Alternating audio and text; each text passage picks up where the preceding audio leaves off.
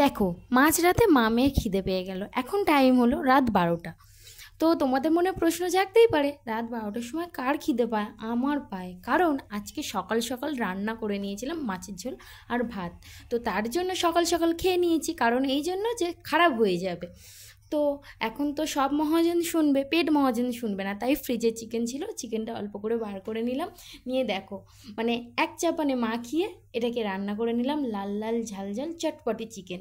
মা মেয়ে জমিয়ে খেলাম। তার মধ্যে দেখছি মেয়ে আবার বিছানা করেছে, বলছে মা দেখো তোমার জন্য আমি কত সুন্দর বিছানা করেছি। আমি বলছি বাবা খুব সুন্দর হয়েছে।